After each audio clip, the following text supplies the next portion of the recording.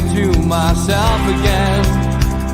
But it's the only way you're ever gonna learn. You look back and it's all in the past. I'm dwelling on the thoughts I cannot say to you. If I don't say the words, then maybe it's not true. And it feels alright when they come and say to you. Good evening, welcome along to NUFC Matters with me, Steve Ray. Geordies here. Geordies there returns, and we've got George, Steve, Kevin, Al-Walid, Mitch, and Stu joining us. Good evening, chaps. Hello, everybody. Everyone, how we doing? Good to see you all, and lots to talk about as always. But Stuart Hines posted something on Twitter and asked me if I'd bring it up on the show tonight, and that was a slightly different topic to what we'd normally talk about, current affairs. It's an interesting topic, he says. What would you like the East Stand to be renamed? If it was to be renamed, he said. He says, I'll go first. The Joe Harvey Stand. So, it's a debate which may happen. What's your views, George? His options in the poll, I'll tell you now, were Joe Harvey Stand, which got 20% of the votes. Kevin Keegan Stand, which got 44% of the votes. Alan Shearer Stand, which got 33% of the votes. And the Supermax Stand, which got 3% of the votes. So, interesting topic. Thought I'd chuck it out here tonight. What's your thoughts? It's a tough one because they're all very worthy in their own way. And I got to say, I tend to agree with Joe Harvey. Joe Harvey's got a plaque on a wall when he did as much as some of the people that have got statues. Anybody who has have a look at the those were the days that we did, Steve, over when Joe Harvey was manager. How he managed a club with no money at all, not a penny. Everything he spent, he had to get from transfers, and any money over the top he got was taken off him to put into the ground. So he was managing the club with like one hand tied behind his back, and yet he still brought the club so much kudos and kept where we should be when we could have been in a right disaster. So I think I would be happy with the Joe Harvey Stand. Joe Harvey Stand for you, okay, Steve? Well, I think I would go along with that as well. If you're going to name it by a player or a manager of the past, Joe Harvey was manager, of course, when that stand was first built, and I was about the third season when that was up when I first went in there, and the ground had been apart from the sort of covering area at the Leazer's end, we only had the rickety old wooden stand on what is now the Milburn side. So it was, everything else in the ground was uncovered. So it's justified that Joe Harvey was manager at the time, so it gave him the name. The issue, of course, is going to be the financial value of that, because as we've talked in several shows in the past about the commercial revenue to be coming. Do you earn anything from it, calling it a Joe Harvey Stand? And is that 10 million quid or whatever number of pounds coming in from naming it a sponsor? And if you can combine them two, great. But if you were going to go from a player or a manager, I would go with Joe Harvey. Okay, Joe Harvey's got 2 votes. Kevin, who gets yours? Of a younger generation, I'll go for the Sir Bobby Robson Stand. Just again, that's just the era I grew up in and stuff. Yes, Joe Harvey was one of the only manager to pretty much the last we won a trophy. So yes, I can see that. But I think is the Leazers called that, or has it been called that in the past? It was a Bobby Robson Stand, wasn't it? Yeah, but it doesn't seem to have that name anymore. No. Yeah, I don't know. Yeah, I mean, you can go Joe Harvey. Look, as long as it's got a historical value to the club or something that's meaningful, and everybody can, knows who it is, the reasons why behind it. Naming of stands to ex-legends within the club, like a Moncur and all the rest of it. Then, because they they laid foundations for the club to move forward. Okay, so Bobby Robson will get your vote. Yeah, we'll have to double check to see whether that's actually still there as the Bobby Robson stand. I'm pretty sure the Leazes was called that, but I'm not sure whether that's still how it's referred to. Al-Walid, relatively new to our club, but you know, from your perspective, from the legends that you know that have played at the club or managed the club, is there anybody who you would like to name the stand after?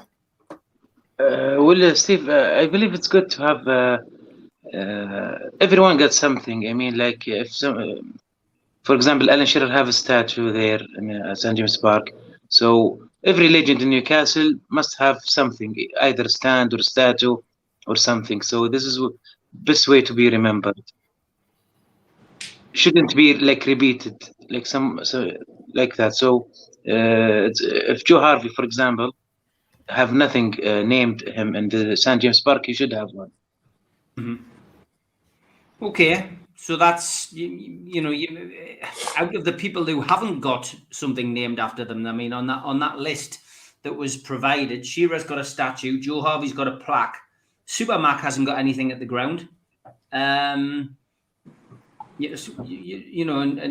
Kevin Keegan hasn't. So it's a shootout between Keegan and Super Mac. Who would you reward, Al-Walid? Super Mac. Right. Okay. Good stuff. Mitch. I'm going to upset some people here. And Steve's touched on my thoughts about the stand. Putting a name on it, sentimental bollocks. And how we're going to live in the past, or we're going to look to the future. And what that stand needs is a sponsor's name emblazoned across it, because it's what the cameras look at every time the players come on the pitch at St James's Park. And that's exactly where we should be going. We should be maximising our income opportunities, and we're not going to do it dwelling in the past. We're only going to do that going forward to the future. There's loads of ways we can honour our legends. Loads. And sticking their name on a stand is easy and lazy and doesn't do anything in terms of FFP. However, I think a few million for putting their name across the top of the stand, and done in a subtle and not necessarily right in your face way, and something that's harmonious with how the stand is, and it could generate quite a lot of money. Okay, and you stuck your thumb up there in in support there, Stu. I presume that was what you were going to say. Yeah, there's so many people. The legend thing is easily tagged onto people, isn't it? You've got to look. Oh, sorry, George. He's laughing because well, my eyes on very good, Stu, but I could see that. I've seen that. Oh, the George was all right. Okay. Yeah. Start again, and I'll go over that. If as long as he's going to put a few quid in, George.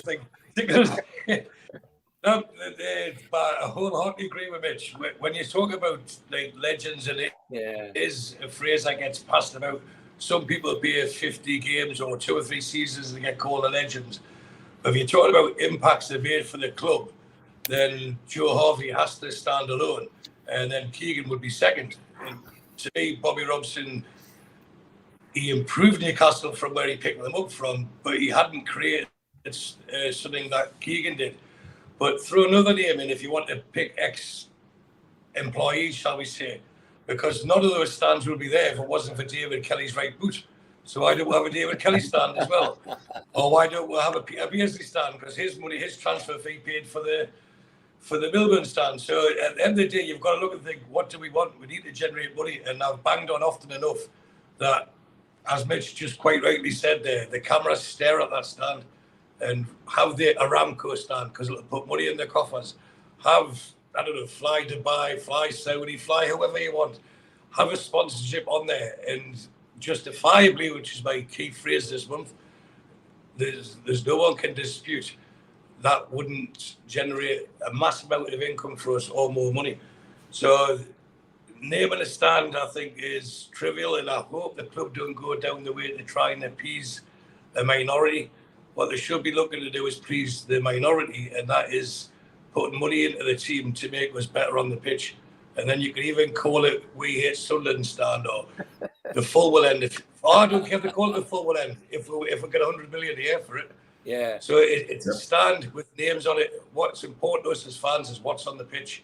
And if that stand can generate, which obviously it can, as we've said repeatedly, if it's Aramco, if it's Noon, or if it's Jahez, which is the delivery service that's rapidly growing in Saudi and in the Middle East, it just means ready, doesn't it, Al Walid? Jahez means ready? Yes. Okay. Any more Arabic lessons? Just give us a shout. So that's the way I look at it. And the words Mitch used there was sentiment. We can't have sentiment if we want to progress, because if you look at it in the past, and there's a phrase I use at work often, is a man who wears old clothes lives in the past. You need to wear new clothes and be the trendsetters, and naming a stand and getting a huge amount of money for it, which can't be contested because the cameras are pointing that way and no one can dispute that. And then it's immeasurable the amount of income that could generate or potentially generate for a company. So it's ideal, if we're in an ideology, it would be the Kevin Keegan stand, the Joe Harvey stand, David Kelly stand, Bobby Robson stand, the, I don't know, Martin Thomas stand, the Frank Pingle stand, whoever stand you want to name it after, it makes no difference. What we need now is to try and compete on an even keel when we're swimming uphill. And all the rules are getting changed and set against us. All the implications, the financial fair play is set against, not purposely against us, but we're in a position where we have to fight harder and be more street savvy to generate income. That's a glaring opportunity for us to make more money. So call it whatever you want, just give us the money for it, lots of it. The Steve Hasty stand, so we can allow dogs in, says That would be good. That's cool. The Leazer's End was called the Sir John Hall stand, says Gary. Oh, Thanks for the reminder on that. So there was never a Bobby Robson stand. I think it was the Sir John Hall exhibition, wasn't it? Yeah. See, it's like an education again, trying to remember. You just call it the Gallagher or the Leazers or the East Stand or the West Stand or the Milburn Stand. And that's what it'll always be called, because I think there's still people call it the East Stand, the New Stand. Even though I do. It's crazy, isn't it? It's absolutely crazy. There's a Sir Bobby Robson suite in the hospitality. That's right. There we go, Mozza. Thanks for that. So that's clarified it. We knew there was something, we just couldn't remember what it was. Okay, next one. Stu, go to you first. Don't forget you can ask George tonight, by the way. I know there's a couple of people already putting the questions in, so halfway through the show after the ads, we'll ask George. Stu, Kieran Trippier. Yes, I was going to bring this up tonight anyway, but somebody mentioned it in the chat. Coming out in an interview and admitting that he took a pay cut to come to Newcastle. And for me, pound for pound, probably the most important signing of Eddie Howe's short tenure at the club. Up there with Killer and, under Keegan, I guess. Can you think of anybody, as important in your time supporting Newcastle, who Newcastle have signed, other than, say, like an Alan Shearer? I mean, Trippier brings a lot to the table. Well, you see, as important in my lifetime, that brings in too many players. But if we're talking about the current era, I think what Kieran Trippier has done on and off the pitch, and the respect that he's earned, not given, the respect that he's earned from his colleagues, from the playing staff, from the coaching staff, from the owners even, is incomparable to anyone that effect-wise has had on us since, I would say, Alan Shearer. Alan Shearer put us back on the map, even though we were the entertainers, this, that and the other. But at the what's gone? Same, he was. It doesn't matter if a team from, well, if look at this example with the greatest respect, Albany, look what happened with Ronaldo going to Saudi Arabia. All of a sudden, everyone's aware Saudi Arabia have got a football league and Ronaldo's there. Similarly, that happened with Alan Shearer saying for Newcastle. So globally, it gave us a bigger stage. But if we're talking about the effect that someone's had on the team, I know for a fact, first hand and second hand, that's the. In fact, you can see yourself when you watch the games the respect that Trippier gets. Now, bear in mind, he's knee high to the grasshopper already. And when he's standing there, and you've got people like Dan Byrne and Botman wanting to tear the referee's head off, and he's standing there pointing at them and shoving them, get out of the way. And you know what it reminds me of every time I see it is when you watch rugby union, when the Six Nations are on, and the referee speaks and they just stand there, yes, yes, yes, yes. And that only comes with respect. And the way he holds them accountable, the way he takes the responsibility. And any good leader leads by example. And Kieran Trippier certainly falls in that category. And there's probably a number of reasons why he took a pay cut. And since he's had a few issues, so a lot important. You got me now?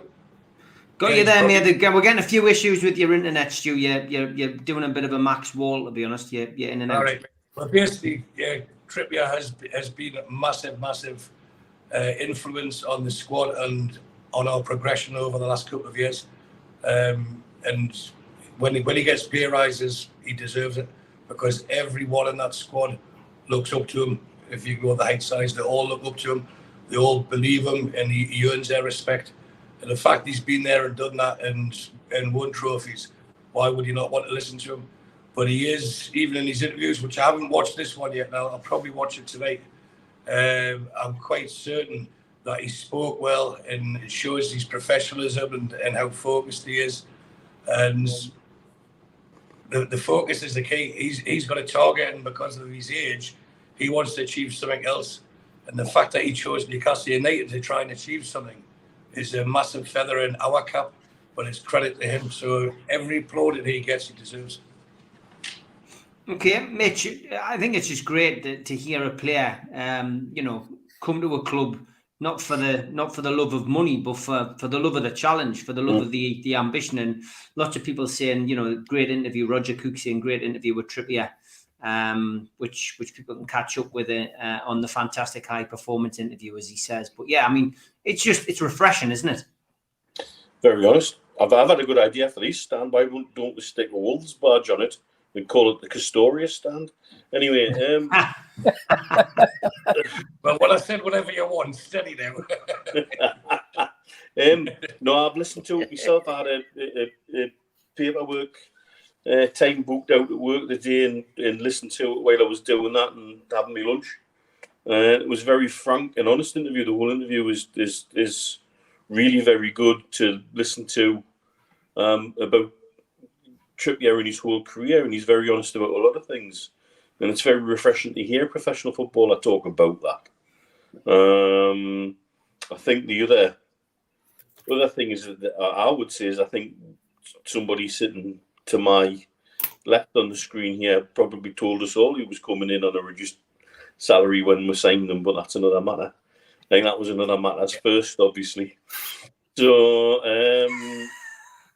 yeah, switch it around. Yeah. Oh, yeah, man, I work backside forward. You know, dentist for direct, my left, right, and everything. Oh, man. I was just helping you, Mitch. Nah. It's been a long day. So, it is a really very good interview. It's worth spending the time to take out and listen to it. Seriously. And here he's about his relationship with Eddie Howe as well. And also it talks frankly about the leadership group within Newcastle United and who's involved with that and the kind of things they get involved in. And I think it's for him, though, to come when he did, he was the first one to step through the breach to say, I believe in this project. And that chucked the marker down for people to join. And I don't think you can underestimate that at all. The influence of having someone of his stature, because he seems very well liked within the game, to step into the position we're in. And again, he says, we were 19th when he signed. In the first game he played, we got knocked out of the FA Cup by bloody Cambridge, And he's very open about that. He had no fear about it, but certainly relished the challenge and believed he would still be playing in the Premiership with Newcastle United when he came. And I think, just shows the value of the man. and why he was kept around when he was still injured, when he had the foot injury, when he was in the dressing room on crutches and things like that. That's the influence he has within the squad. And it is a very, very revealing. I think it's an hour and 40 or so, and it's worth spending some time in your day listening to it. Yep. Okay, Al-Walid, I'll ask you about Trippier and how important you think he's been. We did have an Arabic message, which they have now kindly translated, which proved to be a correct translation from you in our private chat. So we'll cover that in a second. But yeah, just Kieran Trippier, how important has he been for Newcastle this season, Al-Walid? First time I watched Trippier was with Pochettino, Tottenham, and I was really like his style to play. And when the news says that Newcastle will sign him, I was very happy. Regarding the cut off, maybe this is he said that to not to avoid that he came for the money, so he was honest about it. And I believe even if he asks more, I think Newcastle will sign him anyway. He's really a great player, great personality, help us a lot in many ways. Especially remember when we were in a relegation battle, the agent and the clubs doesn't want to sell players for us. They want to see us relegated, and we really appreciate that he was first signing and he stood step up for us. This is really something you can call leader act. For me, I have big high respect for him. And just an answer about the optimism for Newcastle finishing in the top four, Al-Walid. From your perspective, are you still optimistic? You were the man, of course, who were highlighted on the show, said we would stay up when we were rock bottom. Yes, I am positive 100% we will qualify to Champions League. Okay, good stuff. Kevin Trippier, been a big signing for Newcastle. We've had a few over-the-wall goals. We've had some resolute defending. We've had him on the sidelines when he was injured, jockeying the team into position and doing as much shouting as Eddie Howe. And we've had interviews on TV where, as our captain, he's conducted himself, win, lose or draw. He's a hell of a player, and he's been a hell of a signing. Absolutely, and it's just the measure of the man, to be perfectly honest. And from humble upbringings, from bit part watching the High Performance podcast, which is a fabulous podcast, by the way. It's the measure of the man. It's not about money; it's about playing football, about leading a team, which were literally in dire straits, heading towards the championship. And he was the first, everybody said, he was the first one in. And I think he was given the task from Eddie Howe to drag everybody with him. And I think he's took that responsibility from the Atletico Madrid days to his Tottenham days, right back to when in the early part of the podcast we were saying his mum had to go to Barnsley, and tell him to stop doing what you're doing and dedicate your life to the game of football. And I think he's took that and ran with it for the rest of his career, done the right thing. But again, it's like the Brian Kilcline signing back in the 90s. It's like the Shearer days of the big money signing. But again, you can look at Peter Beardsley, of a local lad who wants to engulf himself in the city, and I think he's done that. I think wherever he's probably gone, yes, he's a northern lad, granted Bury, but he's a northern lad. He knows what it's meant to be. It's hard work, it's dedication, we're all going to pull together. So yeah, I think it's probably the signing of the last 18 months, to be honest. Outside of the others that we brought in, I think he's been the most talismanic and more poignant signing of the whole thing. And in his leadership, second to none. I mean, I would love to play for him. I genuinely, granted, I played wide right. I would love to have Kieran Trippier playing behind me, because I know for a fact he's going to have my back. He's going to give us the ball nice and early. He's going to work hard. He's going to give me a bit of crap if I'm not doing my job.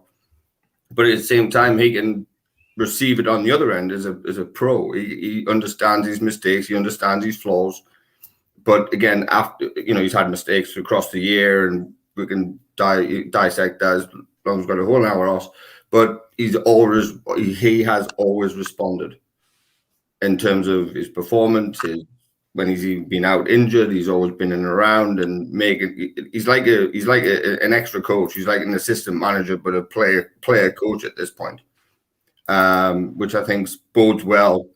I've seen something in the comment. Yeah, get him into the coaching staff or get him into the academy, and I think something like that, if he ends his career here, which I would endorse, because he understands the area, understands what it takes to be a top level player.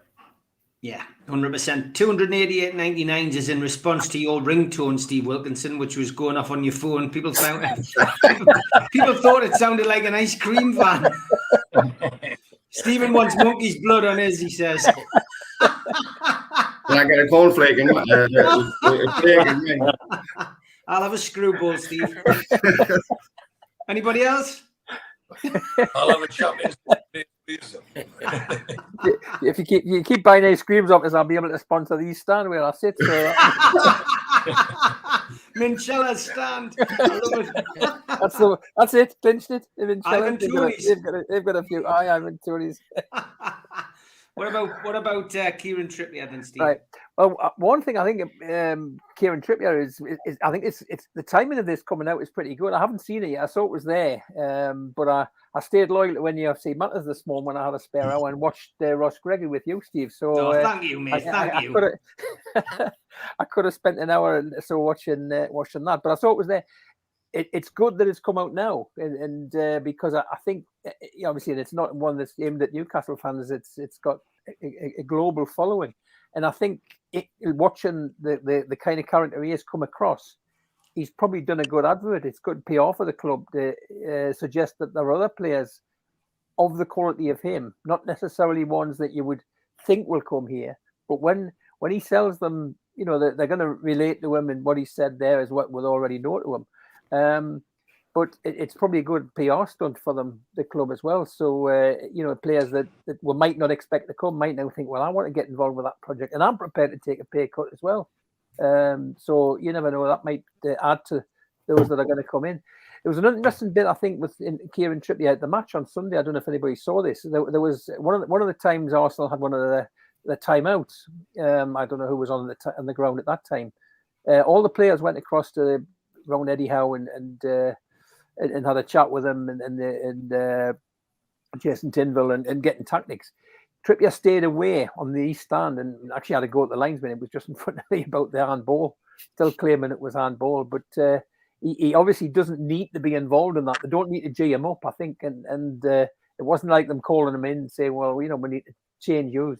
They probably know that he's just going to do what the right thing is for the team. And it was interesting that he wasn't part of that discussion. They didn't drag them all in. So I think it's no doubt he's a leader. We've still got a few years left in him. He's not. He looks fit, and I think he'll be the leader for the next 2 or 3 years until the next breed comes through. While we establish ourselves at the top of the Premier League and in the Champions League. Yeah, George, your views on Trippier? Oh. 2 words: consummate professional in everything he does, both on and off the pitch. He can't be faulted, and then he doesn't forget his place either.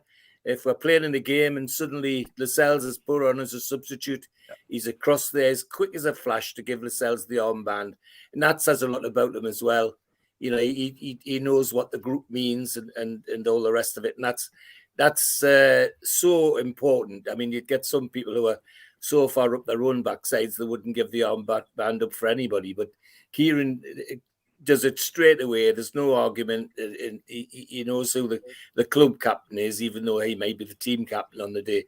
No, consummate professional for me, and you have to go to really big signings to get anywhere near the sort of influence he's had. And the fact that he came if you'd asked any pundit on the telly or any other, or the radio, what should I do? They'd all said the same. They don't go there. They're going to go down. They're going to go down. The had were lost, absolutely, totally lost, and yet he still bought into it. And I think that speaks a lot. And that might have just given that little bit push to start the momentum. Who knows? But what we do know is the influence is there to see now, and the influence he's had on the club is to be matched. I mean, we all talk about Kilcline, we all talk about Keegan, Super Mac even. Malcolm McDonald was pursued and came, and first match scores a hat-trick against Liverpool, and then cements himself in the Tyneside and becomes as much a Geordie as he could be, as he is even today. So no, Kieran Trippier is out there with the best, I'm afraid. Can I just add something as question. Well? Just before you disappear, what Trippier did, bear in mind he's English, he knew yes. through the media and through his family who are still based in the UK, all the things that have been targeted about Newcastle, all the abuse we were getting for the Saudi oil money, everything that we were getting, and he took that on and knew what was coming his way, and to me he wasn't the catalyst for what followed, because the influx of cash allowed that to follow. What he was the one that put his shoulders out and said, I'll take all these bullets, and you can come in under my wings, I'll take it. Now, as he's proven on this podcast that Mitch referred to, which the high performance podcasts are great irrespective of who was on them, he took all the flack, and he's man enough and professional enough to do it, and that allowed the Brunos, the Botmans, the Isaacs to come through the door. Because you always remember who's first, whether it's your first kiss, the first man on the moon, your first job, your first boss, whatever. He was the first one that was part of this PIF regime, and he warmed to it. It seemed to excite him, didn't it? Even now when he talks about it, you can see the twinkle in his eye. He knew he was the first. He knew what he was letting himself in for, and he allowed the others to come. Because he is a household name, he still is a household name. That set the trend, and he took the flack, which means others didn't have to. So I think we should always be indebted to Kieran Trippier and his commitment to this club and the efforts he's made on our behalf. A couple of suggestions on the stand. Geordie Tumberlife says you could have sections of the seating area and the ground named after players and managers. You could have, let's say, 10 areas in the East Stand, Leazer's End, etc., named after the above. Keegan brought a lot of fans back to the stands, so you should name a stand after him. This is Gavin White. And Steve Middleman says, how about calling the Bogs the Michael Owen Bogs? Best one of the night. Best one of the night. Okay, time for the ads. A big shout out to all our sponsors. Thanks to Skips and Bins, telephone 0800 25 45 25 3, email inquiries at skipsandbins.com, website skipsandbins.com, easy contract free and pay as you go waste collection. Thanks to Mr. Vicky's sauces, handmade in Cumbria. You can order them from their website, mrvickies.co.uk, or by calling 01768 210 102. Thanks to Media Arts for all the help with the video technology. Thanks to qtechshop.co.uk, the makers of pool tables and snooker tables in Wallsend, Newcastle. If you enjoy the show, please hit the little thumb under the video and like the video. Click share to share to your other social media, or subscribe. It's free, and we do 7 shows a week. If you want to become a member, you can click join underneath this video. There are different packages to suit all different pockets. And if you want to become a cult member, then put your smartphone over the QR code. It'll take you straight there to the website, which is nufcmatters.com. If you go in via the website, just click membership pack. What do you get for your money? You get a pen, you get a cup, you get a membership card and a scarf, and entry into the monthly draw. Don't forget, we are available as a podcast on iTunes, Spotify, and other podcast providers. And we also support the food bank on this show. NUFCfansfoodbank.co.uk is where you'll find the matchday bucket. You can make a virtual donation today. We've also got some events coming up over the next couple of months. An evening with Peter Beardsley at the Tyneside Irish Centre. Tickets available from newcastlelegends.com, or go to Woucher and get a 40% discount. Our end of season do is the 27th of May at the Tyneside Irish Centre. Tickets are a tenner from nufcmatters.com. An evening with Gavin Peacock takes place on July the 10th at Tyneside Irish Centre. Tickets from NUFCmatters.com for that event. And the following night, Gavin will be at the Tynemouth Surf Cafe. Go to their website for ticket information. We've got a vast range of t-shirts, merchandise and memorabilia available at our website. The Isaac t-shirt is doing well. Go to NUFCmatters.com to buy one today. Okay, time for Ask George.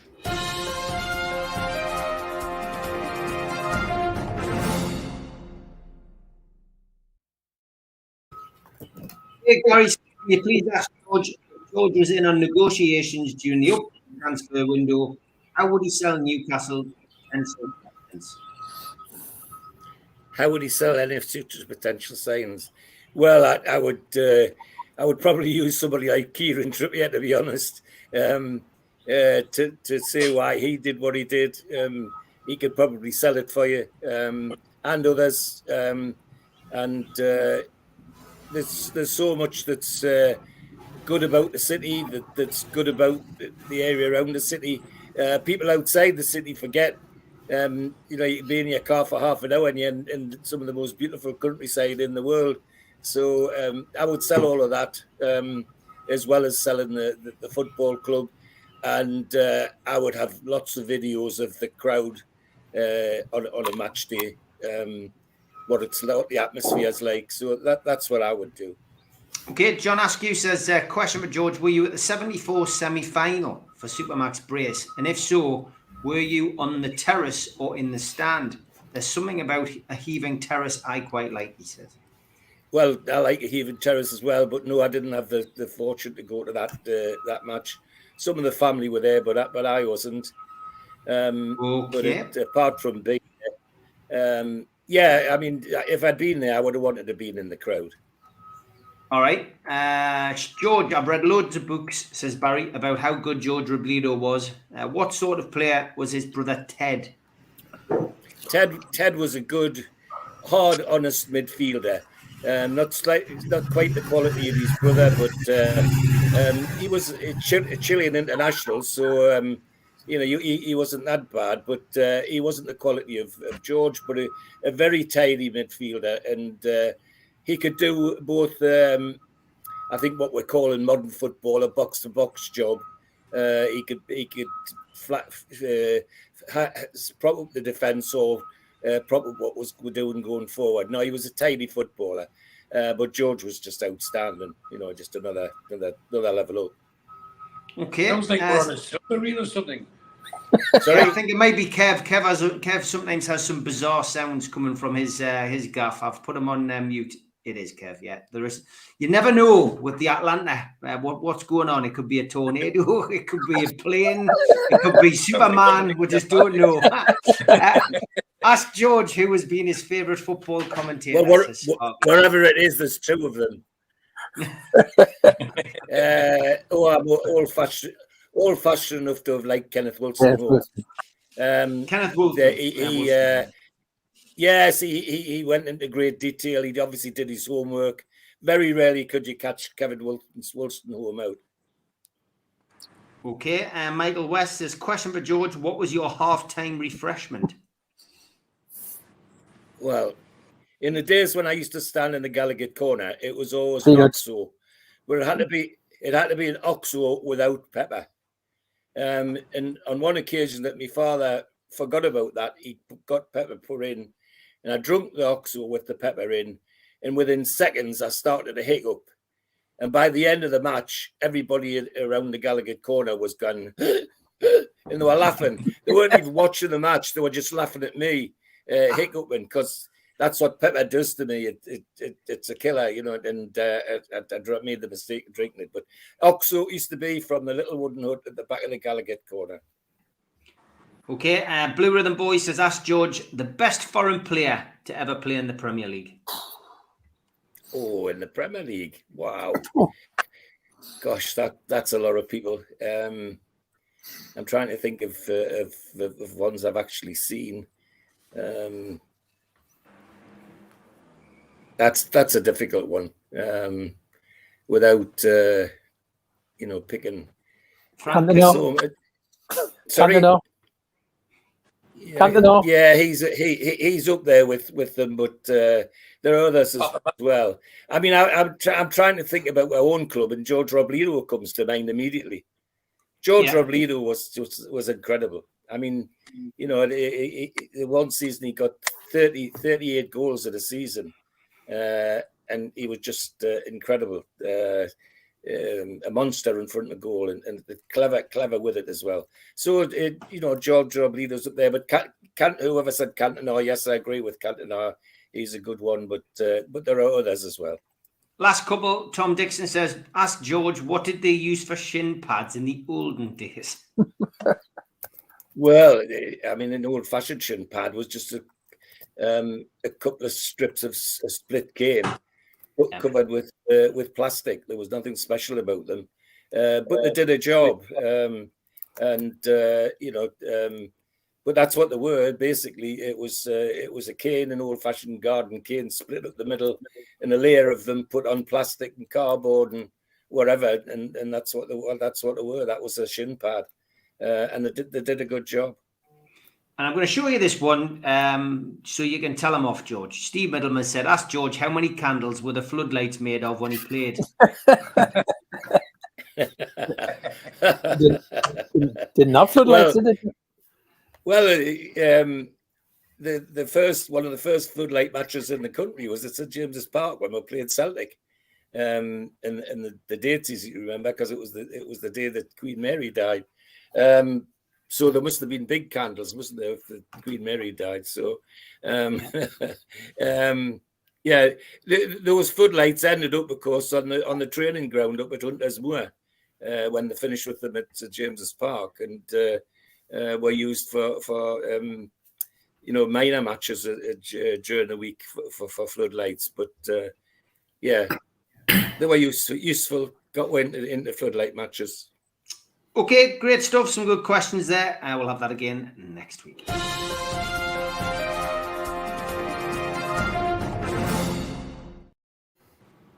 Okay, Zola and Bergkamp changed the level of the Premier League when they came in, said Benny. Stefan Divosh, yeah, but he won the World Cup. Chip has Thierry Henry, I'm presuming you mean. Rag and Bone Man is another one. Ray suggesting Kabai is a Newcastle one. Thanks for the super sticker, Ray, as well. Thank you very much. I think Ray won the ball as well this year, the Shearer raffle, so well done to him. Was that... Chipper says, was that the ice cream van reversing into Kevin's? Absolutely, it was. Got a hell of a size round if he's just been at mine and then to Kevin's. I know, right? I tell you. No, somebody's getting a pool built. Daz says, is it on a grass gut? I know. Kev says it's a pool being built. The Frank Pringle stand. That was my suggestion, David. It's a great idea, isn't it? Okay, a couple of questions in the chat. We do like to get the odd question from people. I do like to... you know, dip in and out and see what people are saying. Geordie Tune for Life and Tom will combine these two. Go to you, George, first. Question, lads, including Steve. With Newcastle's pre-season tour in the States, do you think Pulisic will be one of our first signings? Only a thought. And should Lascelles be sold in the summer, says Tom. So there's two questions. They're both transfer related. George, for me, I've got to be honest, I don't think we'll sign Pulisic. And I know Lascelles now is out until the end, till next season. But I've got a sneaky suspicion he'd probably still be here. The way that Eddie Howe seems to go on in press conferences, I wouldn't be surprised if he's still in some way, shape or form part of the club. I might be wrong, but should we sell him? I'd say yes. We need an upgrade.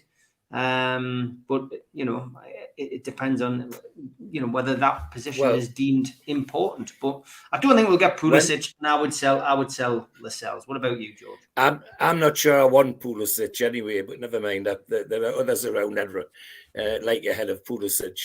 And as for Lascelles, well, I think it'll when we get our Champions League place and they start counting up how many of this we want and how many of that we want, we might find that Lascelles sneaks in and gets another year. It wouldn't surprise me. And I wouldn't be totally disappointed because say what you like about him, when he gets a chance to come on, he he gives it everything. He gives it absolutely everything.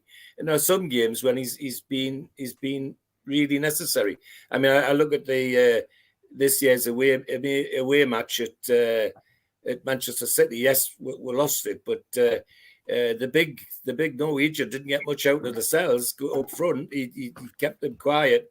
So no, yes, my initial instinct would be yes, he's on his way. But if they start counting up who they need and what they need for Champions League, it wouldn't surprise me if Lascelles ends up with another season.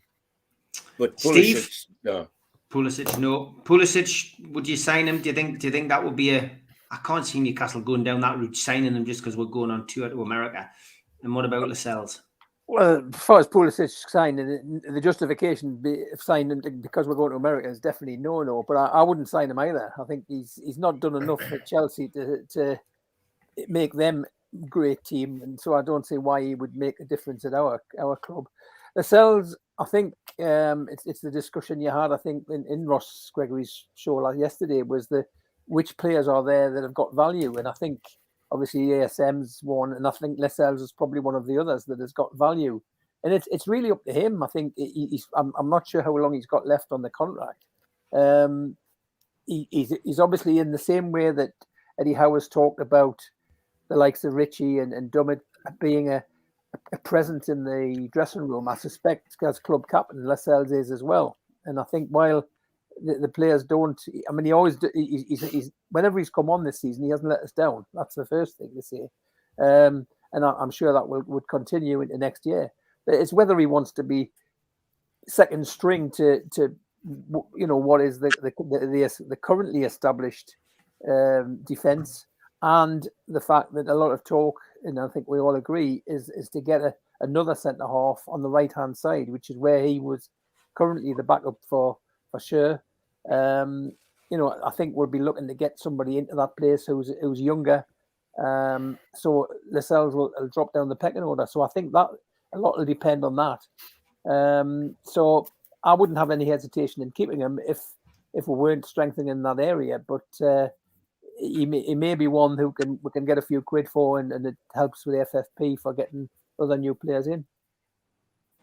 Okay, Kevin. You'll obviously be there. You've got a little event going on this weekend as well, haven't you?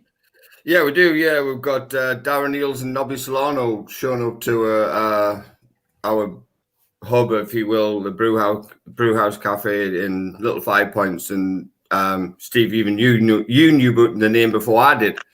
I was told to keep it hush hush. But yeah, so Nobby's going to be there, and it's an early one for us because it's 7:30 in the morning kickoff, and the thing starts at 6:30 in the morning. So it's going to be a long old day. So yeah, and I spoke to a few people. We're trying to get things done with the food bank over here to help out the Newcastle Food Bank and things like that. And I've been in communication with Steve Hasty about it and others and whatever. So yeah, if people are watching over here, get there. It's going to be a free breakfast, and plus a few little tipples here and there, whatever, based on it's a Liverpool bar, but it is what it is. But relating to the question, I wouldn't sell Lascelles. I would keep him around for a season or two. Going to Pulisic, and just like Mitch and Stu said about players with shirt sales in a particular part of the world. He's a big feature in the United States men's national team. And I think that would, not in terms of a massive influx of new fans, but at the same time, it would be not a marquee signing, but it'd be a marquee signing for this market in this part of the world, because he's deemed to be the golden boy of his particular generation. Granted, he pretty much, yeah. It's like, what's his name, Tyler Adams who plays at Leeds, is the same type of deal. So if you basically sign somebody who are United States fans or American national team fans who've got no interest in the game or in different parts of the world or different parts of the States over here, then they'll probably buy Newcastle United shirts. and that's probably something that will go down. But I wouldn't have him as a player, but I can see from a commercial value, I can see from that part of it in terms of growing a market over here. And that's probably the only reason why they probably would. But yeah, so it's a maybe for me for Pulisic, and the sale of Lascelles would be not right yet, because I think we need depth in that part of the field. Okay, Walid, what about you? About Jamal, of course, I want him to stay, and as Sergio says, he gives it all. And besides that, I don't think Newcastle reached to still the level to focus much on the bench. And once you need Jamal Lascelles, he always ready. So I don't think it's better if he stay a season or one or two. Still there is some position in the starting lineup need to be focused on in the transfer window. So I think there will be the priority. Pulisic, he's a good player, but I think Newcastle will go for Maddison.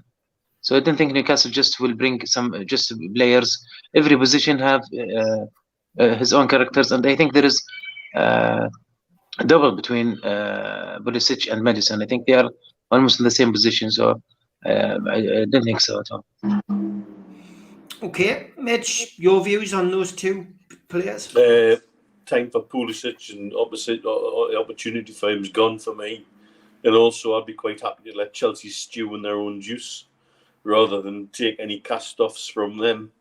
They've got a problem. They've got people to get rid of, and I wouldn't be helping them at the drop of a hat. I'd be letting them squeal. Squeeze them till their pips squeak. With regards to Lascelles, I think the decision may come down to the player. We may get an offer for him.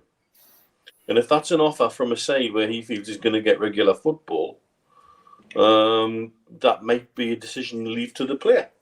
I think Howe likes him. I think Howe would like to keep him around.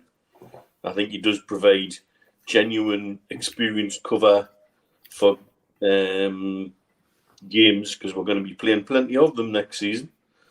And so there's opportunities for players there. But at the same time, he might want regular first-team football, and if an offer comes in for him, that's right for us and right for him, that might make the decision forward. I wouldn't be averse to it. I think he's kept his dignity whilst being not played as club captain. I think he's still remained an asset in the dressing room. So I think that's my view on him, is it might come down to the player rather than the club at the end of the day. Yeah, good point. Stu, your take on those two, Pulisic? I mean, they're the same as me and Mitch. I get where Mitch is coming from. I just wouldn't entertain Chelsea, Man United, any of the top six. Spurs. I mean, as much as it pains me to say, you might be cutting your nose up to spite your face with some of the players, but why do business with these people at this moment in time? Well, there's a load of things you could say about both. But first of all, I need to issue an apology for missing after the adverts. You've obviously shortened the adverts because I'd have a quick cigarette at the balcony, you see, when you do the ads. And I'm going to have to change Regal King Size to Regal Filter with you shortening the ads to get back quicker. That was that one. And then a bit of advice for Kev. When you're with Nobby at the weekend, don't go to the race courses and sit next to him, whatever you do, because he'll constantly bang your knee and he'll load you back number 4 on the horses. So I've got tournaments, I've got games, so once I'm there, I'm just dipping off up to my game, so I'm in and out essentially. So no, I'm not good. No. You do well. Regarding Pulisic, Captain America commercially, as Kev says, yes, it makes sense. However, so would Neymar, so would Messi, so would Ronaldo. And that's not what we're about. And although I do rate Pulisic as a player, he's been out long-term injury-wise. And would he be a big asset to as an improvement to the squad we've got? Would him coming in, if it was a much better player, and I stress like a Maddison coming in, who's a wing sort of player, that would be, to me, more accepted by the group than Pulisic on a much higher wage, because he's on a stupid wage at Chelsea as well. So I don't think Pulisic is a viable addition to the squad. Although commercially, yes, it would be in America, but I can't see it happening. Regarding the Lascelles, I think he has the answer rather than us speculating about it, because if he wants to move, I think the way he's carried himself, the way he's, as Mitch said, he's been dignified this season. A lot of people would have spat the dummy out and tried to rock the boat, you know, like being I'm the club captain, I'm this, I'm that. He's played his role brilliantly, and whenever he's been called upon, he's been excellent for us. He's even had 2 bookings from not even playing by helping the team on the touchline. So he's been a massive asset. But if he turns around and says to anyhow, look, I'm getting on and I want to play regular football, and let's say, for example, his home club, Forest, come back in for him because they're quite keen on buying our surplus players. If Forest put a decent bid in for him and we could get a decent amount of money for it, I could see that happening. But if he was happy to be part of a squad and he's said, I've been here for a number of years and now this club's at the highest pinnacle it's been in my time as in European football, and I want to be part of it no matter how big or how small, I think they'll keep him in the squad without question. And I'd be very happy, as George said, I'd be very happy for him to remain part of the group. So it's to me, a lot of it depends on him. And even if he does say he wants to go, he's to the way he's conducted himself, he's kept his counsel to himself. And I think if he does go, he should go with our thanks and blessings and get a rapturous applause if we ever play his team again. But hopefully, for me, hopefully he stays. I would love him to stay, because I think behind the scenes he plays a big role as well. He helps the Trippiers and stuff like that to keep a balance, to keep the egos out of it, to keep people's feet in the ground, and to keep people focused on what our goals are and how the goals improve, and he's part of it.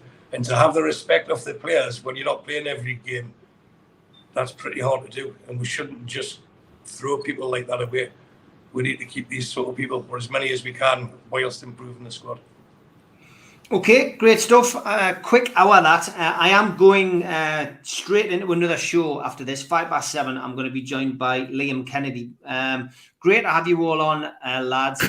Kevin, just want to give you an event to plug again. Just I know I did share this in the Atlanta Facebook, and you have set up a Facebook group as well. So this is Geordies here, Geordies there. So over to you, mate. Give a bit of a plug again. Yeah, like I said, we've got Nobby Solano and Darren Eels coming at 6:30 in the morning here in Atlanta. A guy in the chat called Segi.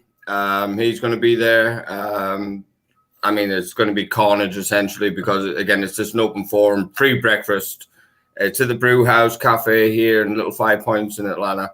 I'd love to see Jimmy there, but obviously with health issues and things like that, I might not be able to make that. But yeah, it's just, again, something what we've all discussed to get fan engagement.